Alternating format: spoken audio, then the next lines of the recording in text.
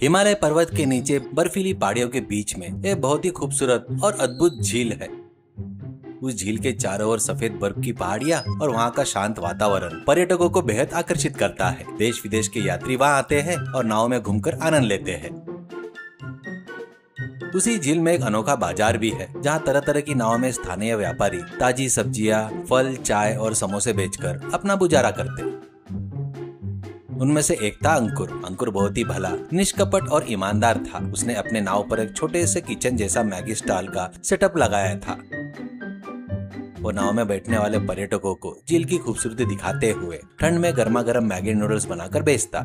लेकिन उसकी नाव में एक बहुत बड़ी समस्या थी, वो थे चूहे। वे चूहे रोज मैगी के पैकेट कुतर देते और अंकुर को बहुत परेशान करते।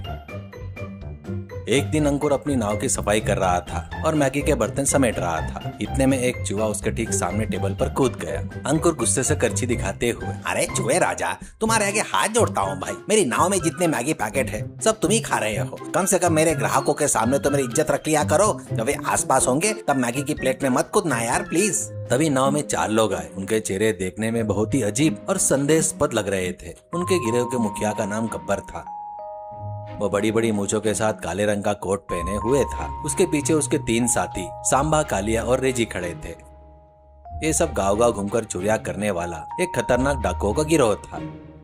उन्होंने आसपास देखा और चुपचाप अंकुर की नाव पर चढ़ गए।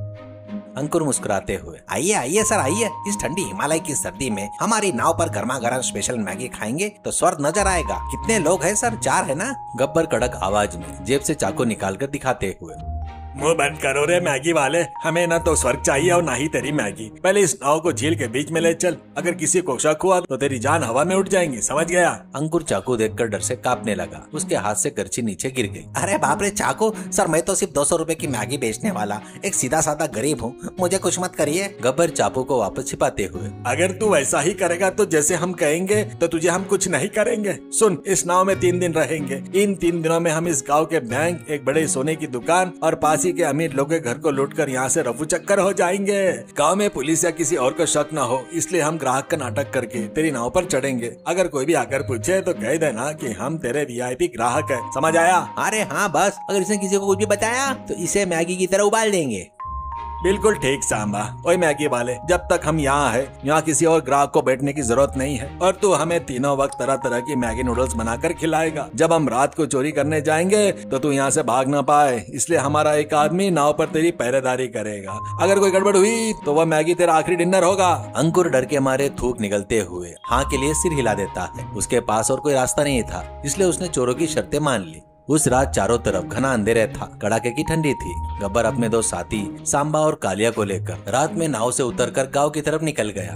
नाव पर अंकुर पर नजर रखने के लिए उसका तीसरा साथी रेजी रुका हुआ था। वह हाथ में चाकू लिए अंकुर के सामने बैठा था।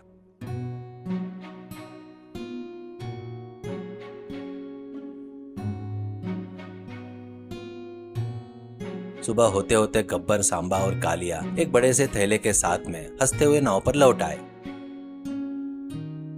सांबा, देखा हमारा प्लान सुपर हिट रहा। उस सोने की दुकान का मालिक सोता ही रह गया।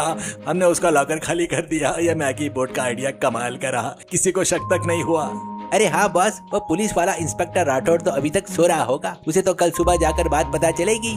ओए मैगी वाले, हम बहुत थक गए हैं। जल्दी से 4 प्लेट डबल मसाला मैगी लेकर आ, खाकर सोना है। कल रात बैंक भी लूटना है ना। अंकुर ने रोते मन से उन सबके लिए मैगी बनाई। चारों ने बड़े चाव से वहाँ मैगी खाई और नाव में पैसे का थैला सिर के नीचे रखकर आराम से सो गए। अंकुर नाव के किनारे बैठकर अपनी किस्मत पर रोने लगा और परेशान होने लगा। अगले दिन सुबह गांव में सोने की दुकान में हुई चोरी की खबर सुनकर हर कोई हैरान रह गया।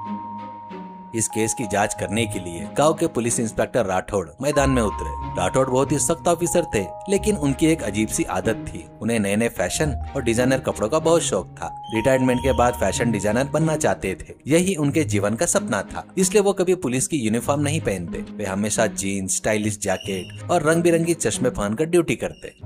उनके पीछे हमेशा उनका असिस्टेंट जुन्नू रहता, जिसे राठौड़ की तारीफ करने के अलावा और कोई काम नहीं था। राठौड़ स्टाइल में अपना चश्मा ठीक कर रहे थे और जुन्नू उनके पास ही खड़ा था। सर आज तो आपका यह कॉम्बिनेशन एकदम जबरदस्त लग रहा है सर। इस जैकेट में आप पुलिस वाले नहीं बल्कि सीधे बॉलीवुड के हीरे लग रहे हो सर। राठौड़ मुस्कुराकर पोज देकर, अरे थैंक यू जुन्नू, यह डिजाइनर मैंने खुद तैयार किया है। रिटायरमेंट के बाद जब राठौड़ फैशन खुलेगा तब तुझे भी एक डिजाइनर सूट दूंगा, लेकिन पहले इस चोरे के गिरोह का पता लगाना होगा। गांव में इतनी बड़ी चोरी हो गई है और हमें कोई सुराग तक नहीं मिला। अरे हाँ सर, चोर तो बहुत चालाक लगते हैं। हमने तो पूरे गांव की तलाशी ले ली पर कोई एक चेहरा तक दिखाई नहीं दिया।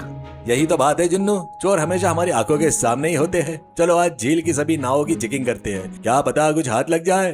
उसी रात गब्बर के गिरोह ने अपने प्लान के मुताबिक गांव के बड़े बैंक से सारा पैसा लूट लिया और भारी थैलियों के साथ नाव पर लौट आए। अंकुर उन्हें देखकर और भी ज्यादा डर गए।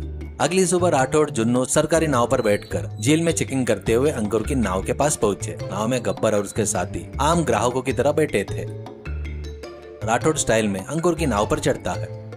अरे मैगी वाले, तेरी नाव तो बहुत बढ़िया है, खासकर इस टेबल क्लॉथ का कलर सिलेक्शन तो बहुत लाजवाब है। मैं अपनी अगली डिजाइनर में यही कलर इस्तेमाल करूंगा। अच्छा ये बात बता, तेरी नाव में बैठे ये 4 लोग कौन है? गांव में 2 दिनों से बड़ी चोरियां हो रही है, अगर कोई भी संदेहास्पद लगे तो तुरंत बताओ। गब्बर ने चुपके से अंकुर की तरफ चाकू का इशारा किया। अंकुर के पसीने छूटने लगे।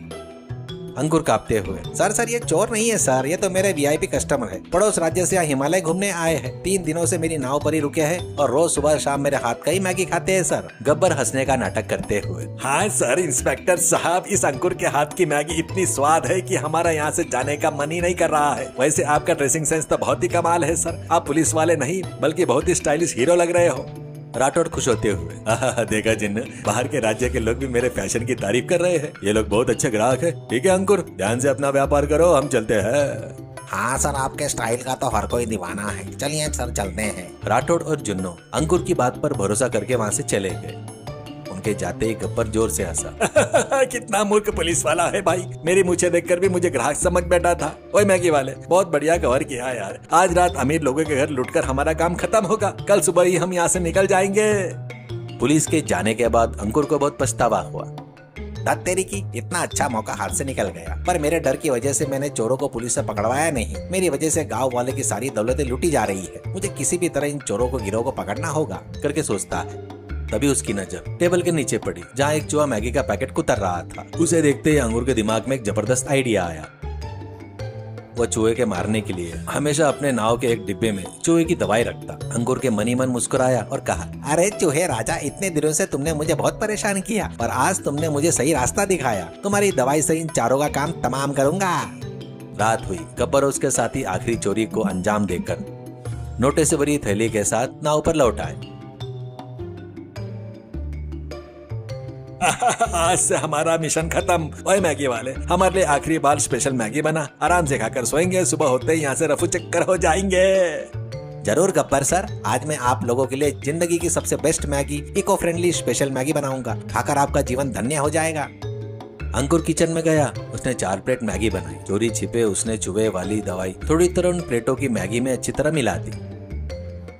उस दवाई से जान तो नहीं जाती थी, पर उसे खाते ही चक्कर आने लगते और इंसान बेहोश हो जाता। अंकुर ने वे प्लेट चारों को दे दिए और उनके सामने रख दी। वाह, आज तो मैगी की खुशबू कुछ अलग ही लग रही है। कुछ नहीं रे, उसने हमारे लिए कोई स्पेशल मसाला डाला होगा, जल्दी से खा लो। चारों चोर बहुत भूखे थे, इसलिए उन्होंने फटाफट अपनी प्लेटें खाली कर दी। मैगी खाने के 2 मिनट बाद गब्बर का सिर घूमने लगा। अरे सांबा, ये नाव ऐसे गोल गोल क्यों घूम रही है? मुझे तो ऐसा लग रहा है जैसे हिमालय के पहाड़ डांस कर रहे हैं। बस मुझे भी अजीब सा लग रहा है सर, मेरी आंखों के सामने 2 गब्बर दिखाई दे रहे हैं। अरे बाप रे, मैगी में कुछ गड़बड़ है भाई। इतना कहते ही एक एक करके चारों धड़ाम से टेबल के नीचे जमीन पर गिरकर बेहोश हो गए। चोरों के बेहोश होते ही अंकुर ने तुरंत पुलिस को फोन कर दिया। राठौड़, जुन्नू और बाकी पुलिस बल के साथ अंकुर की नाव पर पहुंचे। नाव में चोरों को बेहोश देखकर और पास ही में चोरों के सोनों की पैसे की थैली पाकर राठौड़ दंग रह गए। राठौड़ अपना चश्मा हटाकर थैले को देखते हुए, वाह अंकुर, तू तो बड़ा छुपा रुस्तम निकला रे। पूरे गांव को डराने वाले गब्बर गैंग को तूने अकेले ही ढेर कर दिया। आखिर इतना बड़ा देसी जुगाड़ वाला कॉमेडी प्लान तूने कैसे बनाया भाई? सर, यह सब मेरी नाव में रखे चूहे की कृपा है। उनकी दवाई से ही मैं इनका खेल खत्म किया है, वरना ये लोग तो मुझे जान से मार देते।